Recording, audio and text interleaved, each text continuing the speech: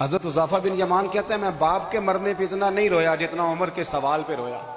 حضرت حذیفہ بن یمان ایک صحابی تھے، میرے نبی کریم علیہ السلام ان سے راز کی باتیں کرتے تھے۔ ہر بندے کا ہاضمہ ٹھیک نہیں ہوتا، سب سے راز کی بات نہیں کرنی چاہیے۔ حضرت حذیفہ بن یمان کہتے ہیں حضور راز کی باتیں بتاتے ہیں۔ مدینہ منورہ میں جو منافقین تھے ان کی لسٹ بھی نبی پاک نے حضرت حذیفہ بن یمان کو دی تھی۔ جب کوئی مشکوک آدمی مر جاتا نا تو صحابہ کہتے ہیں ہم دیکھتے اگر حضرت حذیفہ نے جنازہ پڑھا ہے تو ہم بھی جنازہ پڑھ لیتے۔ نبی پاک نے بھی کچھ جنازے نہیں پڑھے، ترمذی میں ہے، فرمایا عثمان سے جو بغض رکھے اس کا جنازہ نہیں پڑھیں گے۔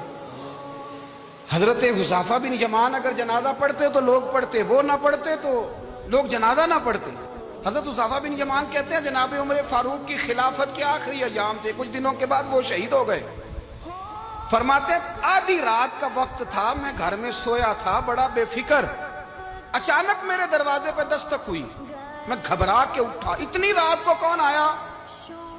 کہتے ہیں قربان جاؤں، دروازے پہ گیا تو امیر المومنین فاروق اعظم دروازے پہ۔ میں نے کہا عمر کوئی حکم تھا تو مجھے بلا لیتے۔ کہنے لگے میں نا امیر بن کے نہیں آیا، تیرا ویر بن کے آیا ہوں۔ امیر المومنین کی حیثیت سے سرکاری کام سے بلاتا تو وہاں بلاتا، مجھے ایک ذاتی کام پڑ گیا۔ کہتے ہیں میں نے عمر کو گھر کی اندر بلا کے چارپائی پہ بٹھایا، میں نے کہا حضور میں غریب آدمی، میں کیا آپ کے کام آ سکتا ہوں؟ تو کہتے ہیں انہوں نے نا مجھے ساتھ بٹھا لیا، پھر میرا ہاتھ پکڑ لیا، کہنے لگے تو عمر کو جانتا ہے؟ عمر جھوٹ نہیں بولتا۔ تو جانتا ہے؟ عمر وعدوں کا پکا ہے۔ کہا حضور جانتا ہوں۔ کہا میں اس وقت آیا ہوں جب دیکھ بھی کوئی نہیں رہا۔ حضرت حذیفہ بن یمان کہتے ہیں پریشان ہو گیا، حضور پہلیاں نہ بجھوائے، مہربانی کر بتائیں کدھر آئے ہیں؟ حضرت عمر فاروق فرمانے لگے 62 سال کا ہو گیا ہوں، 63 میں چل رہا ہے، داڑھی سفید ہو گئی ہے، پھل پک گیا، اٹھ فریدہ ستیا، داڑھی آ گئی پور، اگا نیڑے آ گئی، پیچھا رہ گئی دور، اب قبر اشر کا معاملہ صاف نظر آنے لگا ہے۔ کہا حضور مجھ سے کیا چاہتے ہیں؟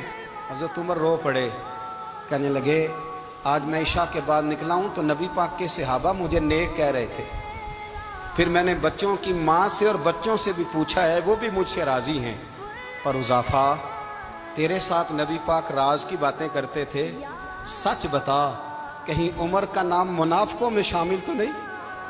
سچ بتا ان منافقین میں تو شامل نہیں، کہیں اوپر سے تو نہیں سارا کچھ؟ حضرت حذیفہ بن یمان کہتے ہیں میں باپ کے مرنے پہ اتنا نہیں رویا جتنا عمر کے سوال پہ رویا۔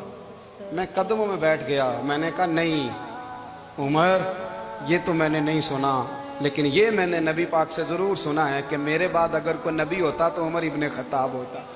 یہ میں نے اپنے کانوں سے سنا ہے کہ عمر جس گلی سے گزرے شیطان رستہ بدل جاتا ہے۔ یہ میں نے اپنے کانوں سے سنا ہے کہ 950 سال حضرت جبریل جناب عمر کی شان بیان کریں تو پھر بھی بیان نہیں ہو سکتا۔ یہ میں نے ضرور سنا۔ دوستو ساری زندگی حضرت عمر نے اگر دوسروں کا محاسبہ کیا تو اپنا اور اپنے بچوں کا بھی کڑا خیال رکھا، اپنی ذات پر بڑی توجہ دی۔